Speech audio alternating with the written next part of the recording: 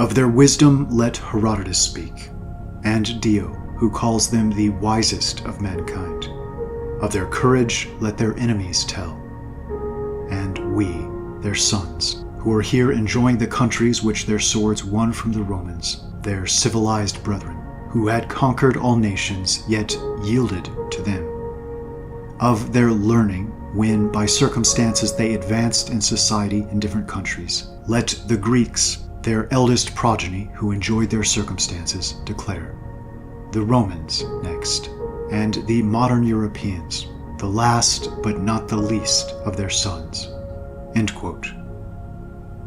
In this video, I hope to help prove what will strike many conventionally minded scholars as a bold claim, namely that the sprawling and powerful Gothic people family, who lie at or near the root of virtually all Western peoples and cultures, and represent Europe's royal line and most foundational building block, very likely stem directly from the, quote, genuine Scythian element, who in turn lies still closer to that root, and that these two groups were perhaps even essentially one and the same, as innumerable older histories clearly attest.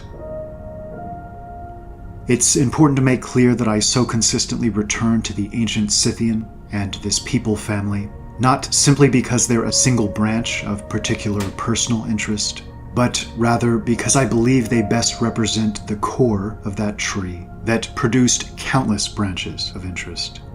I'd suggest they're also the best example of a particular culture of nobility and virtue, courage and principle, which we see represented throughout all of Europe's best and brightest eras and high points, especially in the knightly and chivalric orders, and a worldview and mindset and approach which was a hallmark of Western peoples, and often the most stark point of contrast with those who lay outside their sphere. I recently discovered Cassiodorus' collection of the letters and proclamations dictated to him by Theodoric the Great, and continually find myself coming back to them because they're so uniquely impressive. Quote, "Hear Theodoric, the Gothic king himself, dictating to his secretary Cassiodorus, and you hear the voice of such kings as render themselves gods to mankind. Favor justice, employ courage in the defense of innocence, that amid the crimes of other nations you may show the justice of the Goths. And do you imitate our Goths, whose courage in battle can only be equaled by their domestic modesty. And elsewhere, let the wars of other kings be crowned with the spoils and ruin of captured cities. It is our purpose, with the help of God, to conquer, that our subjects shall only grieve that they acquired our protection too late. And finally, this is the praise of the Goths, to preserve inviolate the natural laws of humanity." End quote. When we think of empires, we often think of strict, perhaps even tyrannical and brutal rule, perhaps the harsh enslavement of all conquered peoples, or an enforcement of the adoption of a culture and language of the conquering element. Our modern understanding of Rome, especially a late and increasingly degenerate Rome, has helped shape the bulk of our understanding here. A Rome that gradually, especially toward her end, created a multiracial and multicultural stew of peoples in an ultimately failed attempt to increase her own power and reach and profitability. I'd suggest this is one of the foremost reasons we've had trouble recognizing the empire we're about to speak to as an empire. It's a big statement, but one I'm now confident in making. I'd suggest this hidden empire, this relatively subtle or loose-knit confederation of peoples, magnanimously governed and ruled by an aristocratic minority, may well be the most important and relevant empire in recorded history, with regard to its effects on the development of the history of Western mankind up until this very day, and certainly the most important, quote, empire that a great many of us have likely never heard of. It didn't just intertwine with Rome as she degraded and degenerated into oblivion in her final years, but its peoples anciently shared an immense overlap with most of the figures who helped build Rome in the first place. I'd suggest the same might be said of Greece, of Persia, of much of the Levant and Mesopotamia across long stretches of time, even of northwestern India, even, incredibly, China, Japan, and the Koreas, and the ruling and royal lineages of each.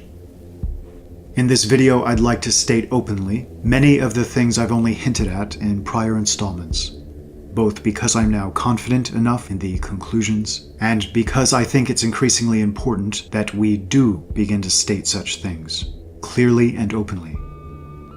When we lose an understanding of our history and a clear vision as to where we come from and the generational journey we've taken, we lose so much more than it might seem at first glance. And in a very real sense, we lose a piece of ourselves. I believe this history lies closest to the root of all Western peoples and cultures, and crucially, I've seen a great deal of evidence, whether conspiratorially driven or organic, it's difficult to say with 100% certainty, that this history is being aggressively minimized, ignored, mischaracterized, and in many circles, outright lied about.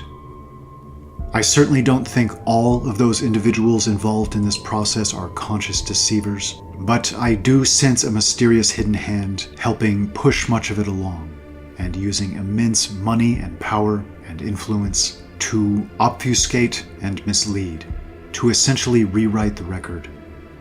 In short, I'd suggest that World War II radically changed our cultural and scholarly trajectory in so many ways, and made simple and all-important terms like Aryan, that were once routinely used, practically verboten overnight, and made any comprehensive discussion of peoples like the Goths and their history and achievements virtually impossible in the environment of post-World War II academia. When I later came to realize the National Socialist Germans had shown great interest in the history of the Goths, this contrast began to make far more sense.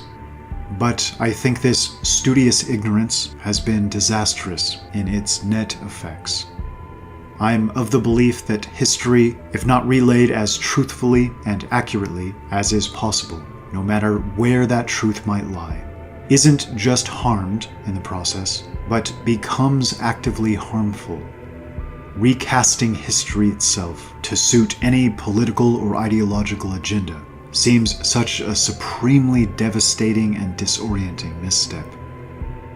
As mentioned before, some misled academics may actually believe they have positive or justified reasons for tossing dirt atop these findings and pointing in every other possible direction when it comes to speaking to our collective European heritage. In an age that's made equality and egalitarianism into a golden idol placed on a pedestal, one that now seemingly refuses to admit even the potential for innate differences in groups of mankind, past or present. The notion of an exceptionally successful and highly gifted subset of mankind, spreading and loosely ruling far and wide, would be a notion that such scholars would naturally aim to avoid, even destroy to the best of their ability. And frankly, I'm tired of hearing what I believe to be highly politicized history, if one can even call it history anymore, that aims to create a picture of what many muddied modern minds might wish to be true, as opposed to what seems to have so obviously actually transpired, if we are to take the bulk of our earliest histories and those penned up until the World Wars as our foremost guides. There's such an incredible story still to be told here, and it's equally incredible just how little of it has yet been told, and how much of it seems to have been confined to the shelves of dusty back rooms, or even, I fear, lost forever, because, quote, misplaced, or lost in various disasters or destructions of libraries across the ages, or perhaps even sitting behind lock and key in a Vatican library somewhere, robbing us all of invaluable context. Much of the content of this video was going to be very different. Yet, similar to what occurred as I was creating the previous Subverted History video, I've recently come across an engaging book that caused me to drop virtually everything else and instead focus on its contents entirely. A work entitled An Inquiry into the History of Scotland by one John Pinkerton. Just a few quick notes on Mr. Pinkerton before we begin in earnest. He seems to have been a bit of a polymath and a multifaceted and multidisciplinary thinker and scholar. From his youth, he was apparently drawn to and became immersed in the classics, and it's said that even in his earliest childhood years, he enjoyed translating Roman authors such as Livy. He was a Scottish antiquarian, cartographer, author, numismatist, historian, and to this day, his maps are acknowledged as some of the greatest of their day and beyond.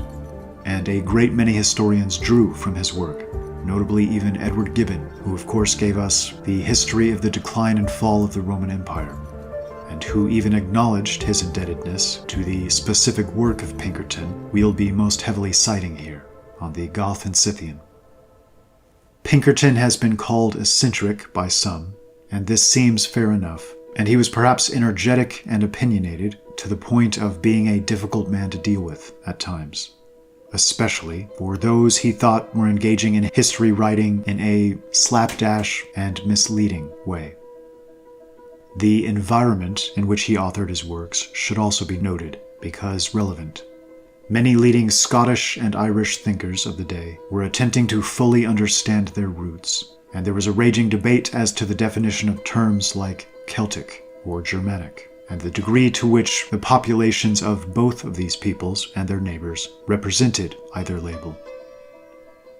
Pinkerton himself can occasionally speak harshly about the Celtic peoples, but it's crucial to understand that his particular usage of Celtic is exclusively and narrowly defined as those groups of people who traveled the least and who were most lorded over in a seemingly corrupt and tyrannical sense by what seems to be a corrupted Druidic class that had most lost its way, the worst examples of the Druidic class, almost Talmudic in nature and word and deed, whose aims seem to exclusively be personal power and control and material dominance, and who seem to see these populations as more akin to cattle than free and capable men.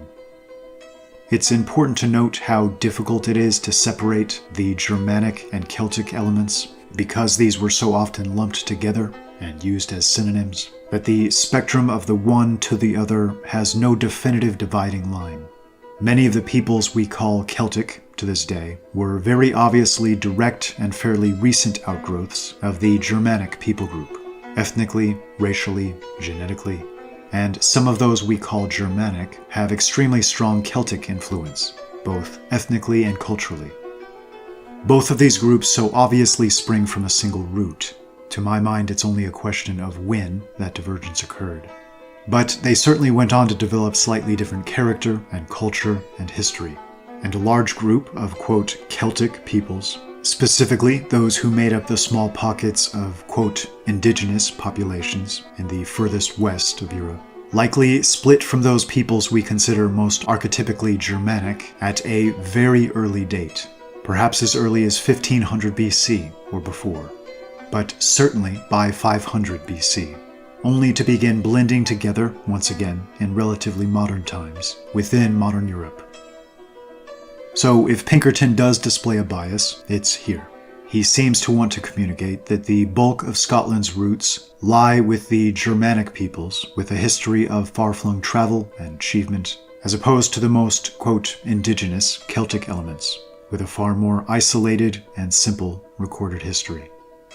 And he almost seemed in a bit of an active war in his day, with a specific writer or two that were attempting to emphasize the purely Celtic elements of Scotland's lineage, and was obviously angered and frustrated at what he seems to see as lazy and shoddy history on the part of some of these thinkers.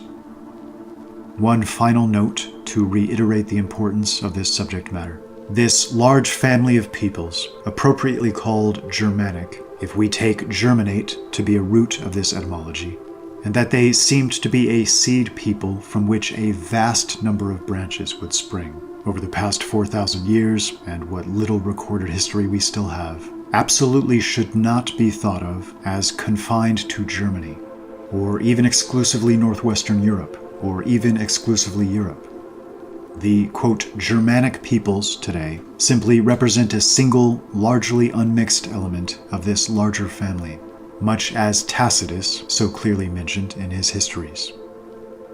If Pinkerton is correct, and if my own theories are correct, this group has a much more wide-ranging and almost all-pervasive history, due to covering an immense amount of land and sea, and seemingly having an ongoing cultural policy of regularly sending a significant portion of its young men whenever conditions started to become a bit overcrowded, or whenever great adventure was sought, into foreign territories and new shores, as pioneers, settlers, or even conquerors. Though it must be restated, this was absolutely not a group that sought to enslave and rule foreign populations in any heavy-handed or brutal way.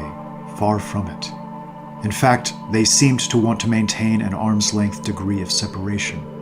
Their style of rule, or loose government or political structure, seems much more akin to the feudalism of early Europe, which of course makes perfect sense, as these traditions of Europe spring directly from this same people and culture, and to some degree represent practices that extend as far back as our recorded history. Think of a martial elite, similar to chivalric knighthood orders, who almost always left conquered or vassal or allied peoples to manage and till their own land, and merely asked for periodic tribute in exchange, and, in trade, offered protection from outside threats or roving bands of criminals who might otherwise seek to raid and make off with cattle or slaves, or even conquer outright if the opportunity presented. It's my belief that the less restrictive and invasive nature of this, quote, rule has caused this incredibly unique and powerful empire to be so overlooked by so many, so profoundly, especially modern scholars, who seem almost incapable of wrapping their head around the fact that Rome and Greece, as legitimately impressive as they were in so many ways, weren't the unilateral and exclusive epicenters of all human existence, but rather that almost all surviving accounts happened to emanate from their hands and their specific perspectives. And that even here, if one reads enough and reads closely, the ancient connections are innumerable. Ancient Greece, especially, speaks a great deal of the population to their north, and features them heavily in both their artwork and their stories of their origins, their heroes and myths, etc. Those academics that attempt to paint a firm dividing line between the Scythian and Goth and Hellenic Greek, for example, are doing something of an immense disservice. Yes, there were many cultural differences that developed over time, but these peoples can only truly be understood when we recognize their shared history, heritage, and ancestry. Just as the Scythians are spoken of as either the same or very closely related to and proximate neighbors of the Hyperboreans, the ancient Greeks might be considered to have a somewhat similar relationship with their earliest Scythian neighbors. In the previous work, I highlighted Christopher Beckwith's The Scythian Empire. The Scythians were not only massive in number, but covered truly vast distances, and in Beckwith's view, and my own, essentially ruled or governed or loosely organized populations within those distances in something of an empire. As the Scythians disappear from history, magically and with little to no explanation according to modern scholarship, the Goths equally suddenly appear in the same location known to be inhabited by royal Scythians, and suddenly take the stage of world history. Apparently, if we're to believe the conventional modern academic theories, they'd been quietly hibernating until this moment. It's my view that none of this was magic, and that the Gothic people, who became the foundational bedrock upon which so much of Europe has been built, and the obvious root of her royal lines and lineages, are something of a continuation of this Scythian element, and seemed to be, to speak it frankly, the most formidable force on the world stage. To quote Pinkerton, "The Scythians or Goths who slew Cyrus, whom Alexander shunned, and who were the terror of Pyrrhus, were in their German seeds equally formidable. Not the Samnians, not the Carthaginians, not the mingled nations of Spain and of Gaul, nor even the Parthians themselves were so dangerous to Roman power. Carbo and Cassius, Scarus Aurelius and Servilius Scipio and Marcus Manlius, with their 5 consular armies, were all taken prisoner or slain by the Teutones and Cimbri, who had fled from the northern Germans. Julius declined the contest with the Germans. Augustus wept the fate of Varus and his legions. Hardly could Drusus and Nero and Germanicus defend this frontier of the empire, for this was the whole ambition of Rome. In later times, they were triumphed over, but not conquered. Under their ancient name of Scythi or Goths, they were soon, by degrees, to seize on the whole Western Empire, nay, to pour over the fertile coasts of Africa. The Vandali, whom Tacitus and Pliny found in the north of Germany, were to fight with Belisarius in the plains of Numidia. The Suevi were to possess the fragrant fields of Spain. The Langobardi were to enjoy the orange groves of Italy. The Angli, whom Tacitus puts in a list of names, were to give their name to a country eminent in arts and arms, in wisdom and liberty." End quote. There's long been this academic and Hollywood tendency to paint the Germanic peoples as primitives, but this idea has never quite sat well with me, and ever less so the more I've learned. One of the foremost reasons is that it's difficult to imagine a primitive people so frequently besting a people considered to be vastly more advanced, often even when heavily outnumbered. It's always seemed to me that the surest measure of a nation and people's collective abilities is on the field in which it matters most, and that field that becomes most significant and necessary. This was, absolutely, the battlefield in the ancient world. Not just the realms of weapon or armor or shield making, but of strategy, tactics, organization and generalship, the structure of hierarchy and leadership, the degree of loyalty and devotion and morale felt and experienced by the average soldier. All of these things, and so much more, intertwine to create a relatively objective measure of a people's merit and ability. And by this yardstick, it's always been difficult to reconcile the modern Hollywood version of these northern peoples being brutish and unthinking. Also, of course, there's the fact that we still have the descendants of these very peoples among us today, and plucking the average Swede or Dutchman or Scotsman or Belgian off of the street, you're likely to find a relatively educated or intelligent or cultured man, relative to the worldwide norm. This idea that just a few generations ago they were all mud-caked, illiterate savages seems offensively stupid, and, to put it mildly, I'm not sure there's evidence to support it. If there is, I've not found it. Also, crucially, as Pinkerton so well puts it, quote, "We look on the Goths as enemies of science, without once reflecting that wisdom is, at any time, superior to science, and that the Goths only despise the science prevalent on the decline of Rome, which was folly, and is regarded as such by us at present." End quote. This has always been precisely my feeling, and it's a bit gratifying to see it vindicated, or at least agreed with, by thinkers like Pinkerton. All, quote, "science is not created equal. The straightforward realms of engineering or mathematics are timelessly valuable, as they make us measurably more powerful and capable, and so obviously help push us forward in a fruitful direction. Yet our modern gender or feminist studies, or intensive studies of equity or oppression, are far less so, I'd suggest, and will be winced at or looked at with bemused wonder or confusion in generations to come. The former focuses on immutable truths and laws of nature and the universe, and is the study of timeless truths that are obviously real and logical to all, whereas the latter represents something very different, and something far more superficial and ephemeral and merely political, a temporary cultural overlay masquerading as a branch of science, but in no way fitting the more pure and rightful and healthy definition of that word. This isn't to say that the science the Goths or Scythians rejected or practiced to a lesser degree was the feminist studies or racial equality notions of the Romans. It's simply to make the point that some branches of, quote, science are far more fundamental and valuable than others. And to some degree, their objective value is made obvious in how much their study directly improves the lives and abilities of those who practice them. And it might even be said that nature herself is the best of all universities, and our attempts to so remove ourselves from her stage and confine ourselves to concrete buildings surrounded by fluorescent lighting and dreary, nasal-toned professors and teachers, increasingly teaching our children why they should feel ashamed of themselves, has been a significant step backward in a very real sense.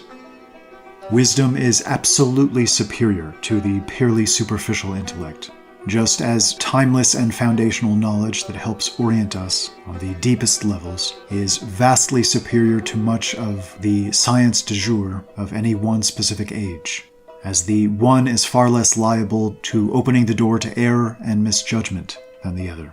And this perspective ideally extends into our understanding of history. Pinkerton tells us, quote, "The reader must also observe that though my proofs that the Germans were Scythi from Asia opens a new field, yet heaven forbid that I should make a new hypothesis in ancient history.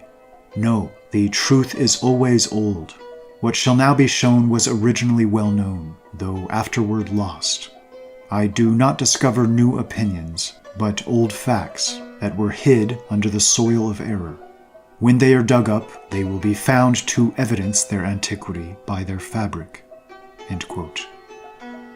I greatly appreciate his specific wording here and the use of that term fabric, and can't help but recognize that the best and most efficient thinkers so often seem to be those of a multidisciplinary bent, those most capable of soaring above any one singular field, but who rather put in the effort to begin to tie all of their conclusions together in something of a broader, interconnected fabric, to help avoid any missteps or errors within any one of them, owing to its much more narrow context picture. This broader fabric also helps prevent this modern academic tendency, which I've come to consider borderline criminal, of simply tossing out scores of histories and works that don't agree with the broader narrative they seek to paint. Initially, I too largely trusted opinions here, and tossed out or discredited many of the works they've suggested we ignore. But over the years I couldn't help but realize how many of these works, across numerous different subjects, were saying the same things, and not, seemingly, drawing from the same sources or from the same supposed mistakes as one another in doing so, but rather from independent sources, and that scarcely a single one of them directly supported our conventional theories or modern academia. Gradually, I realized that to believe modern conventional theories, we're forced to throw out not just one or two, or even just a large handful of works and accounts and opinions, but hundreds. In many ways, nearly all of them. We're asked to believe that our ancestors were dishonest, or incredibly ignorant, or misinformed, or prideful to the degree that they'd simply invent stories out of whole cloth, and that somehow these supposedly false stories and their broader narratives would magically dovetail and align almost perfectly with one another. I can't count the number of instances in which a people referred to as Scythian by one ancient author are then referred to as Gothic, or as Germanic, or as some branch of the Germanic peoples by another author from a similar time period. And this often even occurs within the same work, with a single author using these labels completely interchangeably, as if wanting to clarify that these were one people with different names. In any other case, with this many clear references tying these groups together and speaking to them as a singular entity, I feel it'd be accepted as the most plain and obvious truth. But in this one unique case, modern academics seem absolutely devoted to making the opposite case, seemingly at all costs. Yet, even still, having read virtually every one of their major arguments that I'm aware of, I've yet to see any genuinely compelling evidence to support their speculative contention, let alone anything definitive or concrete.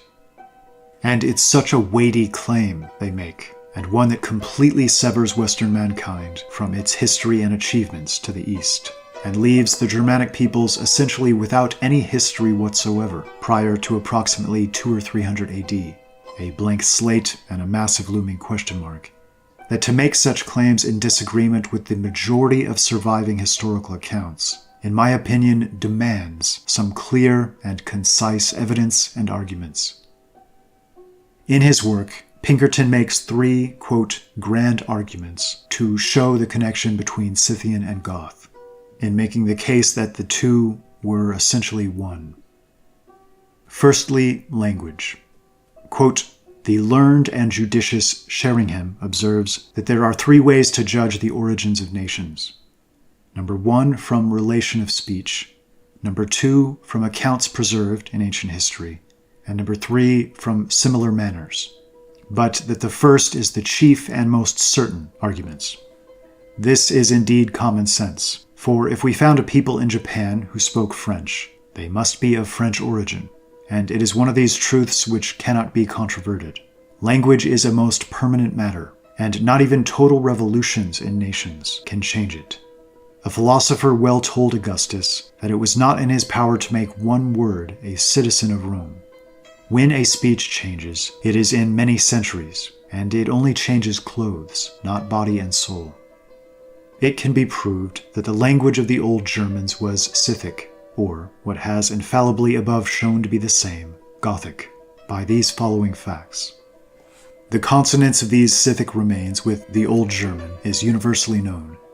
The Frankic is a dialect of the Teutonic, Tudesque or Old German, and the Gospels of Ulfilas bear such affinity to the Frankic, of which fragments are preserved in the early French historians and elsewhere, that Delacroze and Michaelis have pronounced these Gospels to be part of an Old Frankic version, though Lai, Kneitel, and others have refuted that opinion from history and comparison of the dialects. Schilter, in his invaluable Thesaurus, has given us many large monuments of the Tudesque, or Old German, from the 7th century downward, and it is clear that the Old Scythic of Ulfilas is the same language. Wachter's learned glossary of the ancient German also certifies this point, and the skillful Ibri, after hesitating whether the Gospels of Ulfilas bear most resemblance of the German or Scandinavian dialect of the Gothic, gives it in favor of the former, adding that some words, as might be expected, are neither found in the Old German nor Scandinavian. The Anglo-Saxon, as it is called, but which should be styled the Anglo-Belgic, is also known by all to be a venerable and excellent dialect of the Tudesque, and it bears such intimate connection with the Scythic Gospels that the noble work of Lai, the Dictionarium Saxonico et Gothico Latinum, is built wholly upon their identity.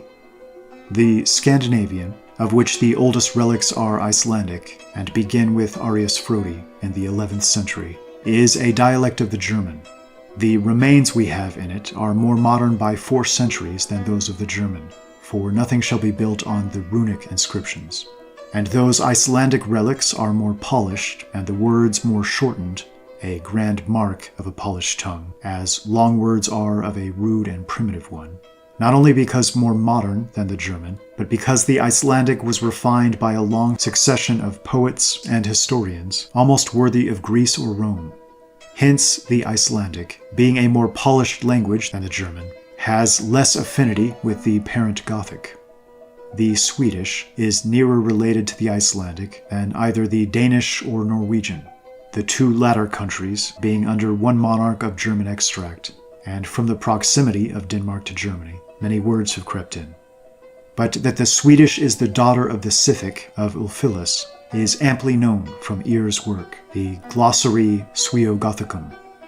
And Walafrid Strabo, who wrote under Louis the Pious, Emperor of Germany, about 820, observes justly, the Goths, who were also called Getai, had our language, that is, the Tudesque.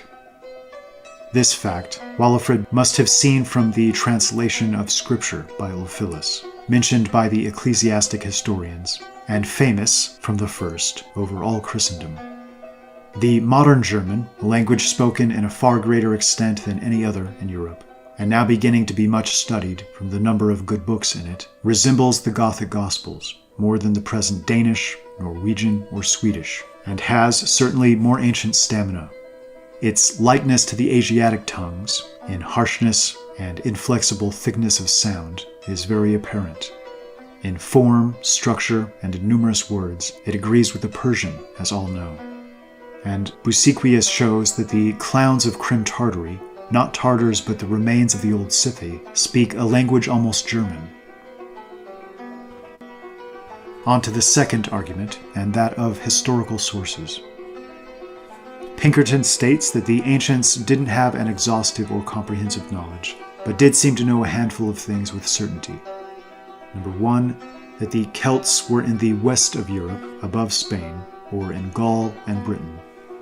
Number 2, that in the northwest of Europe, or in present Germany and Scandinavia, were the Scythi and the Celto-Scythi, or those Scythi in Gaul and Britain who bordered on the Celts, as the Indo-Scythi did on the Indians.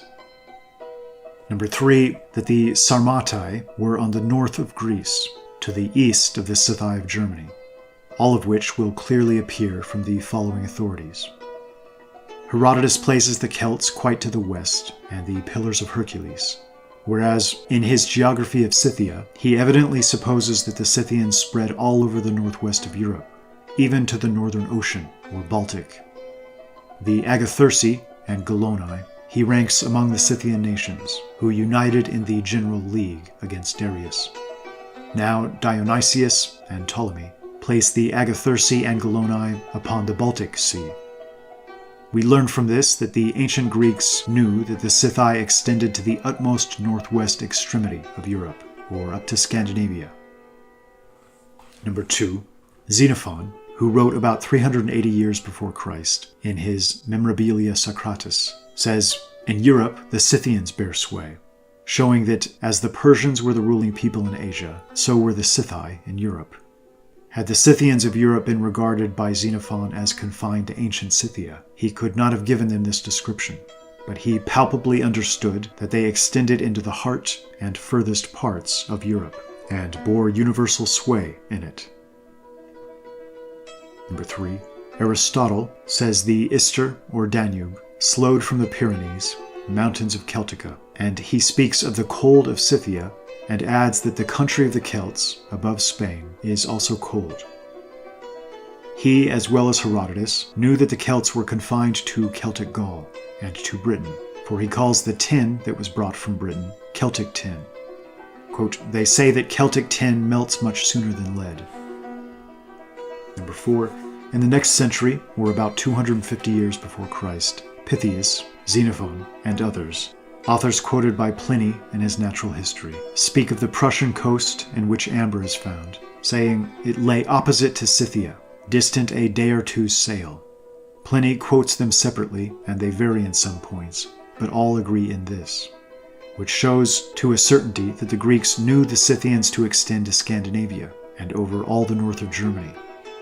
Procopius, too, seemed to clearly recognize the overlap. Quote, "To him who passes straight the lake Maeotis and its mouth, on the shore anciently dwelled the Goths, called Tectraxidae, as I just mentioned.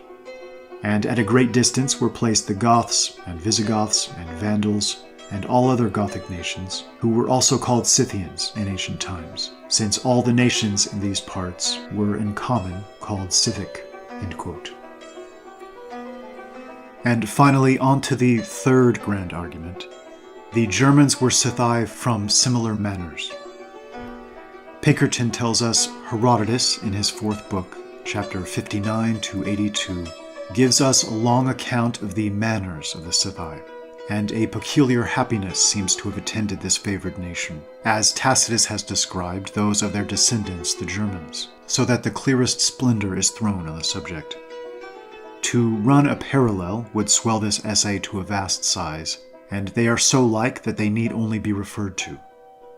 Wormius, Bartholin, and other northern antiquaries have remarked that the description given of the Scythi by Herodotus applies perfectly to the Goths of their country, even down to a late age. The chief difference arises merely from a local circumstance, It is that the ancient Scythi of the Euxine, described by Herodotus, had found their fine breed of Persian horses thrive equally well in their fertile possessions on the temperate shores of the Euxine, while in Germany and Scandinavia, the cold was then too severe for that southern race, and the indigenous breed was, as Tacitus states, very small. Hence, the ancient Scythi were chiefly cavalry, while the Germans and Scandinavians had little or no cavalry. This difference was a necessary effect of climate, and infers no distinction in the people, any more than the different life led by the British in the East Indies from what they use here destroys the identity of that people. In Iceland, the Norwegians differed prodigiously in manners from those in Normandy, Calabria, or Sicily, but to instance a few particulars of similar manners in the Scythi and Germans. Firstly, domestic life. Both Scythi and Germans lived by hunting, pasturage, and rapine. Both had a few agricultural nations, but the tilled ground, as the pastoral, belonged to the community or tribe, and they quitted it at the year's end to move to another. Herodotus observes that these Scythi, who were agricultors, did not use the corn for bread, but parched it over the fire. That is, as Pellotier well explains, in order to use it in broth and for ale. And so Tacitus says of the Germans. They drank out of horns, so the Germans, or out of the skulls of their enemies, so the Germans. Ale and mead were the drink of the Thracian Scythians, and those of Scandinavia. Both drank healths and drank before entering on business. Both nations burned their illustrious dead and buried their ashes in urns under hillocks or tumuli. Pinkerton goes on to speak to similar clothing styles, with the chiefs wearing a particular close tunic and breeches. He speaks of similar tattooing and body paint used by the Celts and Picts and Scythians. He then speaks of similarities in religions, the threefold separation so common throughout all Indo-European peoples that helped inspire the ideas of caste, with Jupiter holding the scepter and responsible for rulership and governance, Mars or Ares, the sword, and Mercury, a purse. He speaks to their very deeply rooted tradition of ancestor veneration and suggests the countless parallels with the Greek is explained by the Greek, quote, gods, being these very same venerated ancestors, and great and noble men of distant ages. He points to the idea that Odin, or Woden, was said to have led men from Asia into Europe, and that, to his own day, the Anglo-Saxon royal houses all traced their lineage back to him. The theme of Jupiter, or Zeus Pitar, or an Allfather, being, quote, married to an Earth Mother, exists almost universally, and happens to dovetail perfectly with the Ralda and Freya of the Oralinda book, among so many other similar traditions. I believe his proofs here are convincing, especially in light of the larger context picture. Consider the case of America. Though receiving a massive influx of peoples from nations like Britain and Germany, it took just a few generations to establish a new culture and identity and sense of self. Of course, any educated person recognizes this to be an outgrowth of a deeper well and something larger. But that something larger frequently gets lost in the shuffle and forgotten over time. I strongly believe this is what's occurred countless times throughout history.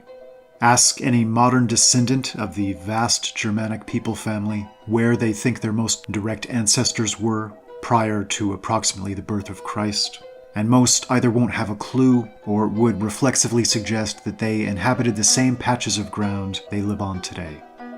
But this simply isn't the case for the most part.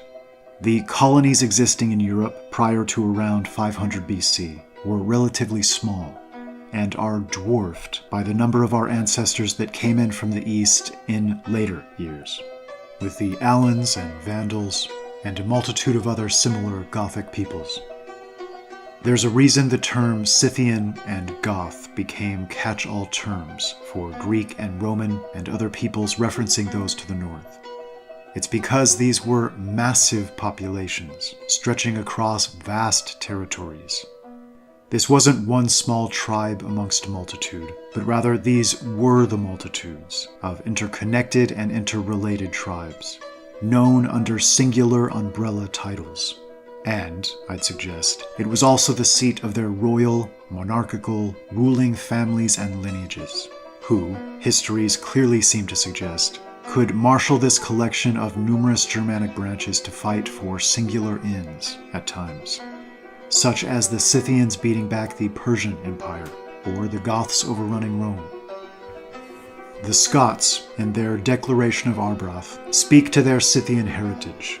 The Irish speak of the Scythian militis as their founding stock. Both the Germans and Brits are often referred to as Scythian in ancient texts, with Germany even being literally called Scythia in multiple instances. Add to this the fact that virtually every Western people claimed descent from Homer's Troy, and how could one possibly assume that we've been an isolated people, incapable of travel and migration?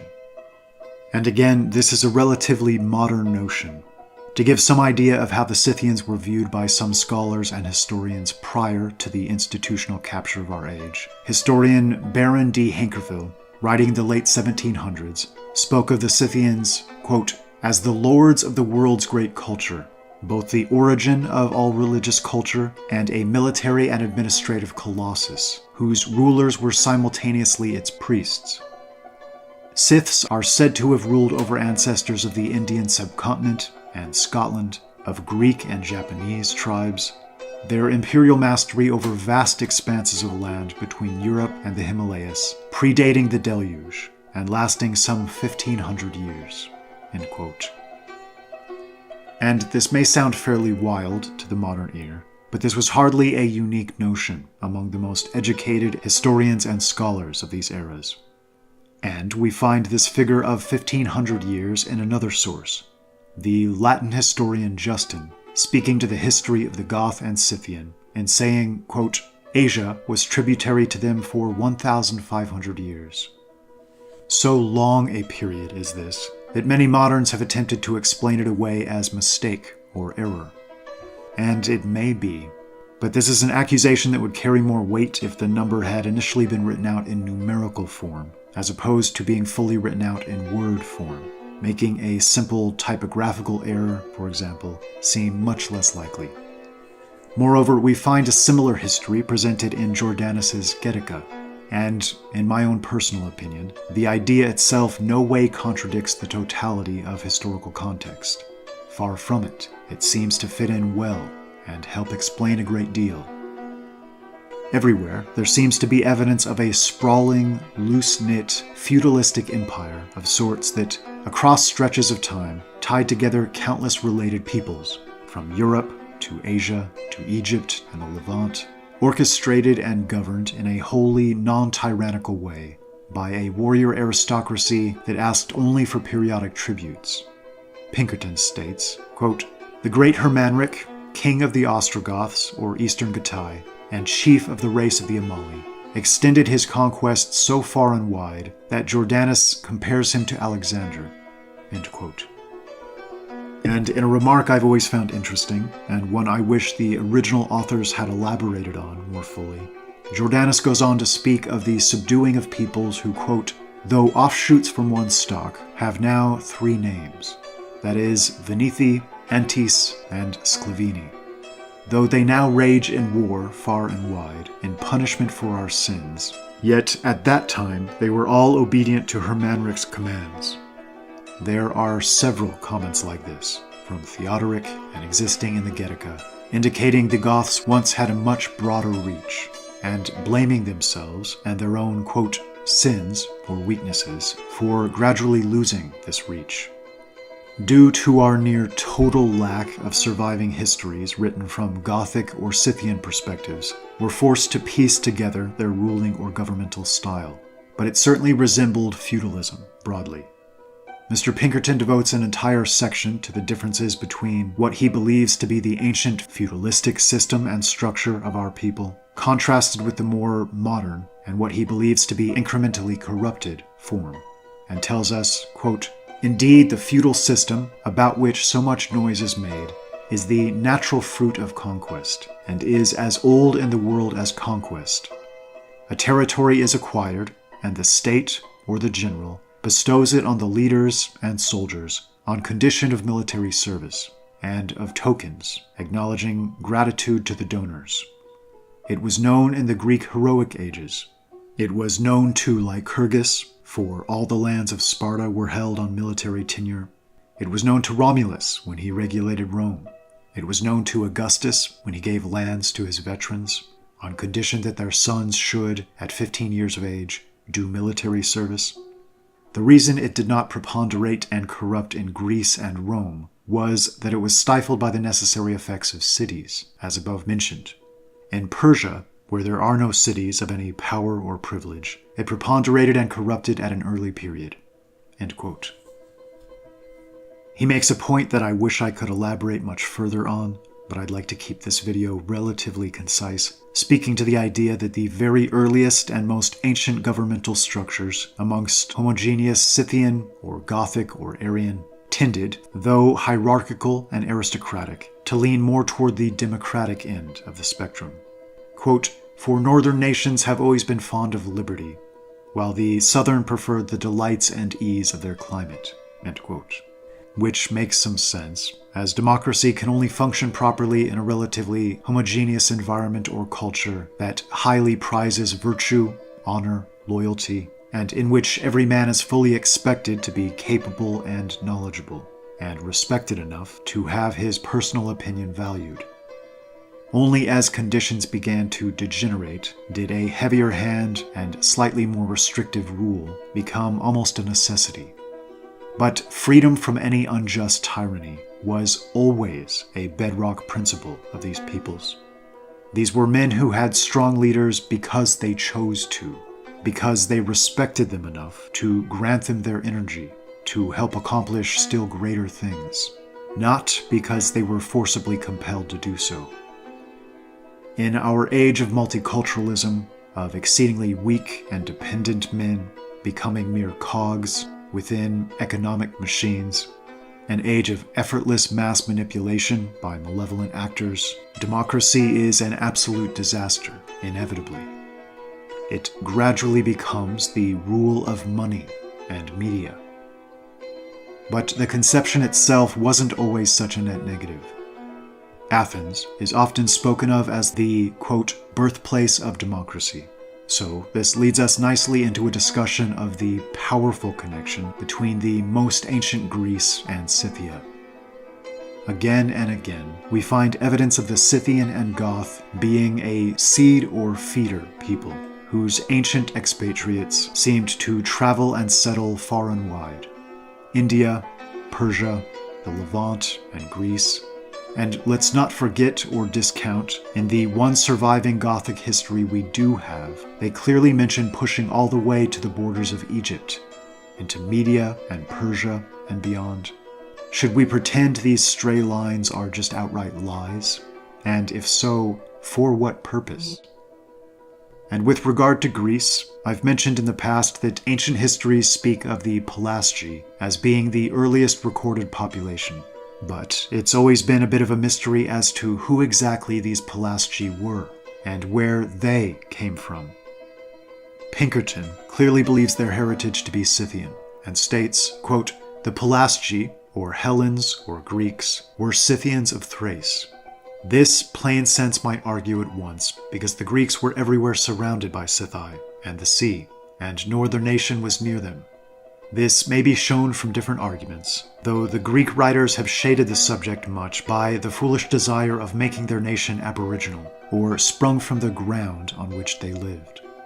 It is a pity they saw not so far as the philosopher Antisthenes, who used to tell the Athenians that such praise belonged to snails and not to men.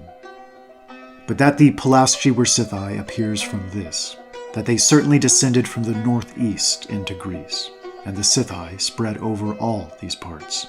For we find settlements of the Pelasgi on the Hellespont, and in Thessaly, a country to the northeast of Greece, a large country that was specifically called Pelasgia in the days of Homer, and far later. Trogus Pompeius says expressly that the people of Macedon were anciently called Pelasgi.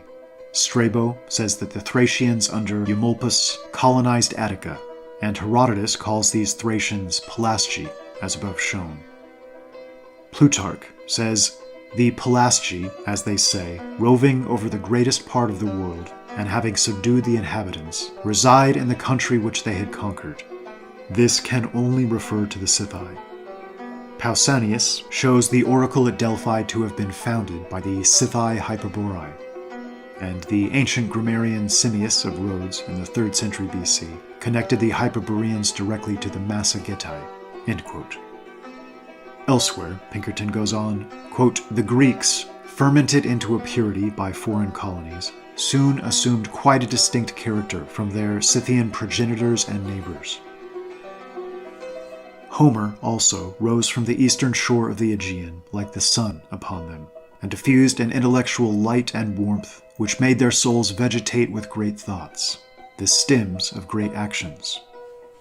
So early as about 1,000 years before Christ, Grecian colonies began to be established in Magna Graecia, or the south of Italy, in Sicily, in Africa, nay, in Macedon and Thrace, and among the more distant Scythi, in which later countries, for want of tillage and the arts, barbarism was long to prevail.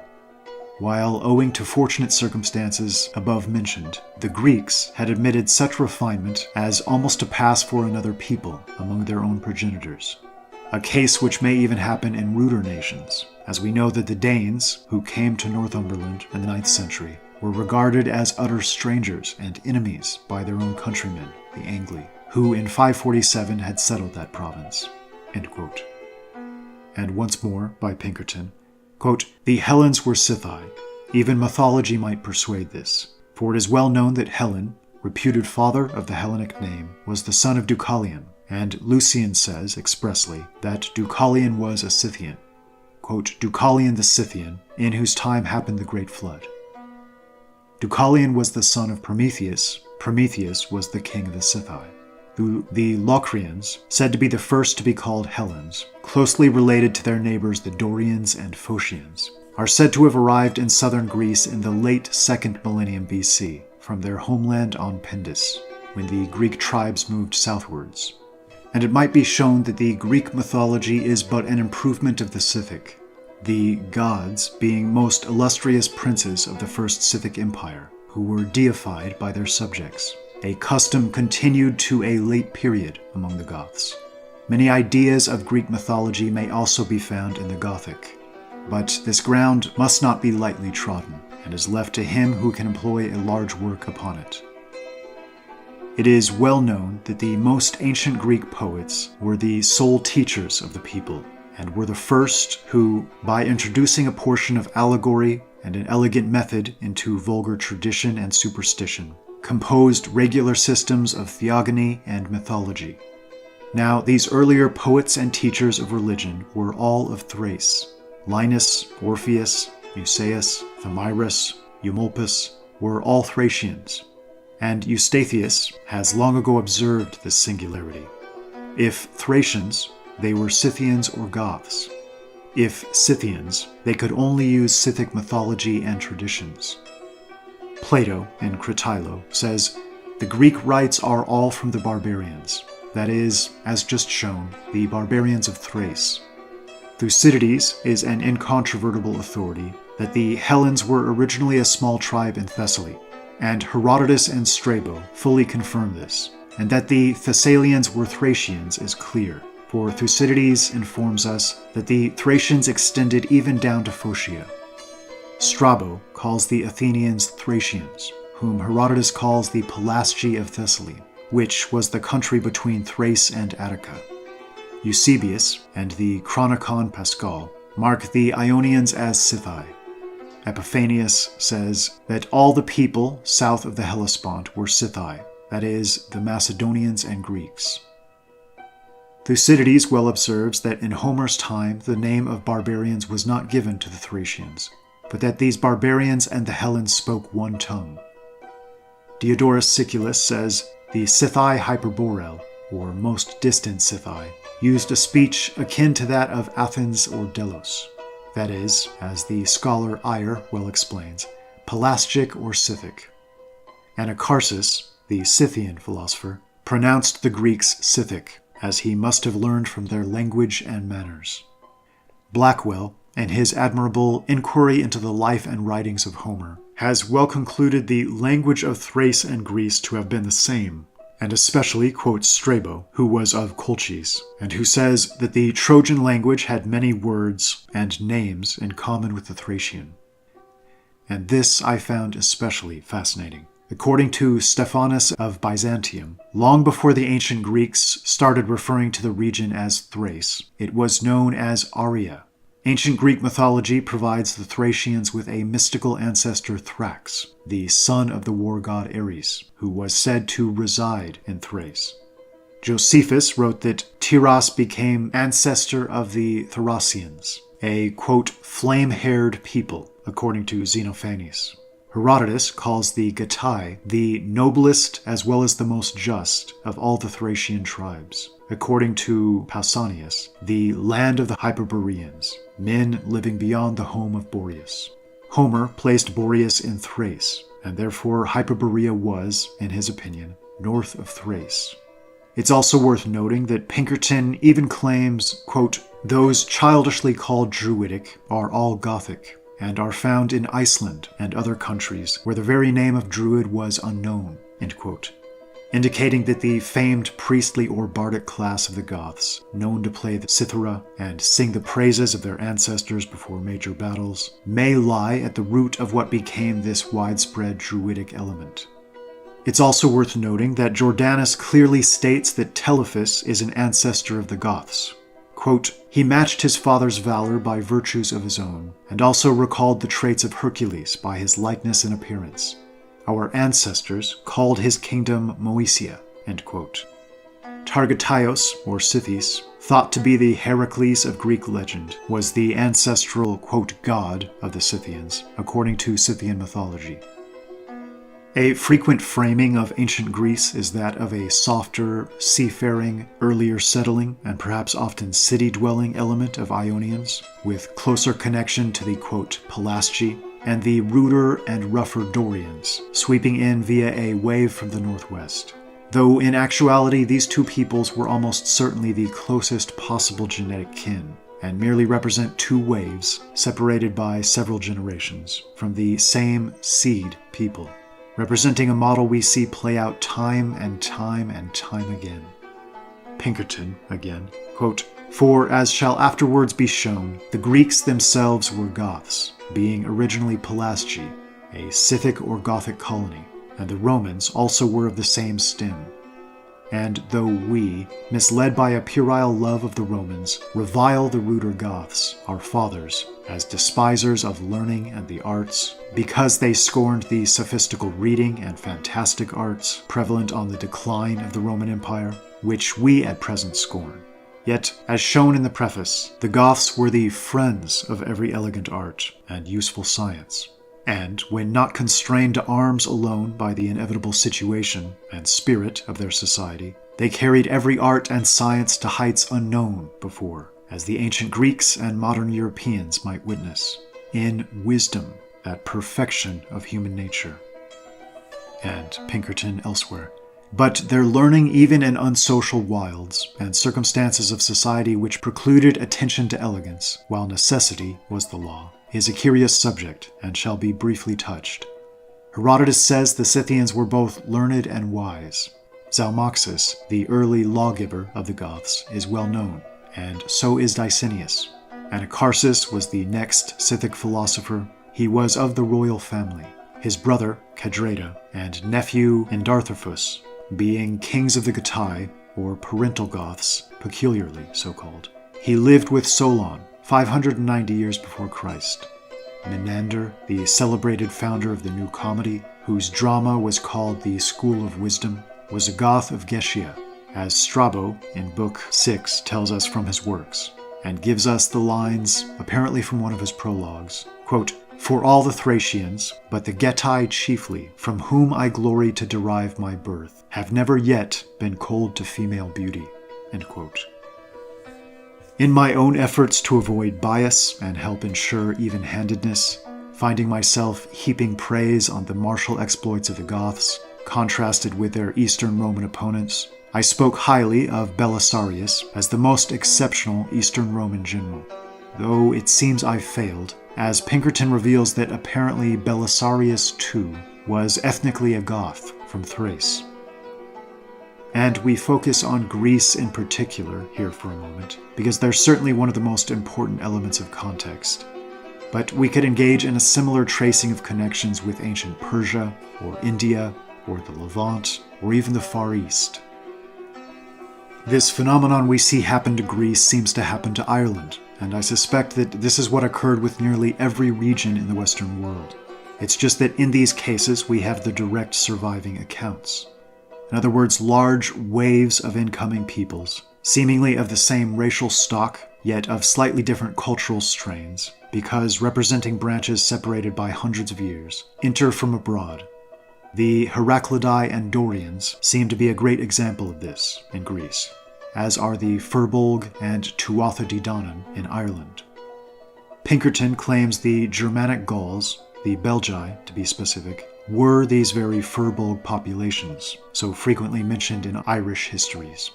Pinkerton says, quote, "It shall be shown that the Belgae were the ruling people in Ireland, and that the Irish, or Old Scottish royal stem, is really Belgic or Gothic. These Belgae are the Firbolg of the Irish annals, with whom their real history begins. And such was their superiority that, to this day, Bolg in Irish implies a nobleman, and also a man of science." End quote.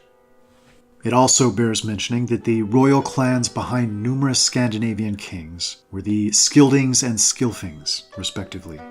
In the History of the Norwegian People, by Knut Gertset, quote, "The Swedes were closely related to the Goths, among whom kingship had reached a much higher development than in Western Germany, where the kings were still mere tribal chieftains and leaders of the armed host. Among the Goths, the king was the ruler of his people, a national sovereign, who traced his lineage to the gods themselves. This institution of national kingship also obtained among the Swedes, and it is probable that they had adopted it from their Gothic kinsmen." Wikipedia tells us, quote, "The Scythians were monarchical, and the king of all the Scythians was the main tribal chief, who was from the dominant tribe of the royal Scythians. Power among the Scythian kings was passed down a single dynasty, and the historian and anthropologist Anatoly Kazanov has suggested that the Scythians had been ruled by the same dynasty from the time of their stay in West Asia until the end of their kingdom in the Pontic steppe." In summary, I believe Beckwith's work, The Scythian Empire, was correct in its conclusions, and groundbreaking in being one of the first to bring so many of the pieces of the puzzle together. Atop this theory, I strongly believe Pinkerton to be correct when he speaks to the extraordinarily strong connections between Scythian and Goth.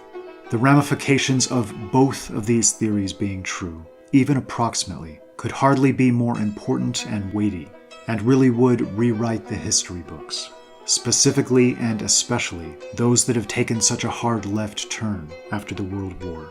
But even those authored previously, because never before have we had such a vast and impressive data picture accessible to provide broader context. Whether or not there's a great deal of conscious or conspiratorial motive to sever the history of Western mankind from its connections to the East and to the broader world, I can't say for certain. What I believe I can say for certain is that the evidence for this strong connection is simply overwhelming, and that, in my opinion, no objective or dispassionate reading of this multitude of older sources could lead any rational mind to discount it.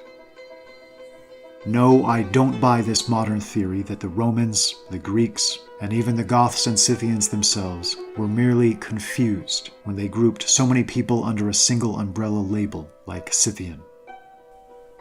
Scythian, before it became so incredibly minimized and confused in modern times, once represented essentially an ethnic term and an ethnic group with extremely ancient and deep roots. It's important to remember Pompeius Trogus' history speaks of debates between Egyptians and Scythians as to which of these peoples was the oldest, with the Scythians supposedly winning this argument. And there's even a fascinating battle recounted by, at minimum, 4 of our most significant ancient historians between the Scythians and Egyptians. Herodotus and Diodorus pull exclusively from the Egyptian accounts, while admitting that even among themselves these accounts are strangely contradictory and inconsistent, accounts which credit Egypt as the victor. But others give the victory to the Scythians. Fascinatingly, Jordanus's Gothic mentions this same conflict, and yet quite literally speaks of the Goths as the Scythian element in this conflict, and states that under their ancient Gothic king Tanausis, who was dated by Alfred von Gutschmidt to have ruled from about 1323 BC to 1290 BC, while other estimates range anywhere from 1300 to 1900 BC, quote, inflicted a severe defeat upon him, pursuing him even to Egypt, mentioning that had he not been restrained by the Nile, he would have killed Sesostris in his own land. It also mentions that several of the Goths or Scythians left this victorious army to take up positions of power in the conquered lands, and that this is where the Parthians originated. We are asked to completely dismiss this by modern academia, just like we're asked to dismiss so many similar accounts. But why? It makes no sense to me. And I feel like the Goth and Scythian is uniquely targeted by modern academia when it comes to this type of dismissal of historical accounts. I'd suggest the majority of the ancestors of modern Europeans didn't exclusively exist for thousands of years in small pockets in Western Europe and Scandinavia, milling about in forests, painting themselves and one another, isolated and unmoving, accomplishing and achieving nothing of note. Though they certainly knew this territory well, and no doubt had colonies or scattered settlements here, this was absolutely not their exclusive home, especially prior to approximately 400 to 500 BC. It gradually became their exclusive home, their final and most significant region of settlement, due to cascading waves of peoples gradually pushing the bulk of them ever westward, and then, due to the daunting Atlantic Ocean acting as temporary barrier to all that lay beyond, halting and creating truly great and unprecedented nations and empires, until their eventual expansion into the Americas and that sea of wagon trains extending westward in countless directions, so directly evocative of a scene we encounter again and again throughout the Gothic and Scythian past, and among what I believe to be highly related peoples like the Dorians and the even more ancient Heraclidae. As consequence, I believe the Europeans of the Middle Ages, and up to just a handful of decades ago, were completely correct to feel themselves strongly connected to ancient Greece, to Anatolia and Troy, to ancient Persia and India. Even the very idea that our most powerful and lasting stories might involve people groups they had no ancestral connection to strikes me as unbelievably absurd. I'd suggest they so celebrated and resonated with these stories because they had a much firmer handle on their connection to them and the leading personalities involved in them, dormant residual memories of their direct connections to a distant age, distant ancestors. I hope you'll pardon my editorializing for a minute, but we've now lost so much of this in modernity, and this entire sphere of history is being paved over and quite literally rewritten. And this link, which was on the verge of being fully uncovered, revealed, fleshed out by scholars and historians of prior ages, is now being severed in conventional academic spheres. And if I had to guess, I'd bet this isn't fully organic or coincidence. This all seems to be part and parcel of a larger agenda. The people I speak to in these videos, this unique family of peoples I so love and admire and respect and resonate with, is now rapidly disappearing. These nations and cultures, so beautifully cultivated across generations of mankind, are being destroyed and replaced, with many simply convinced this is the natural and organic path of, quote, progress, convinced that this is just the effects of the forward march of time, that our destiny is to serve the almighty dollar, the international marketplace, international finance.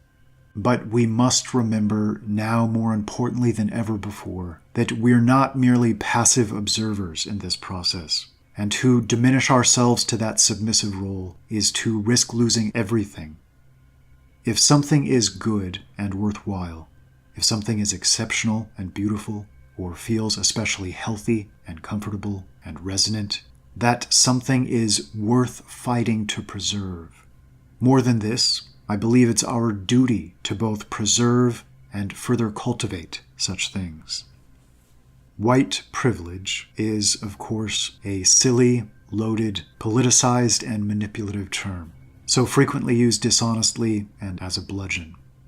But let's face facts for a moment. We absolutely did inherit a powerfully beautiful gift from those incredibly capable individuals who came before us.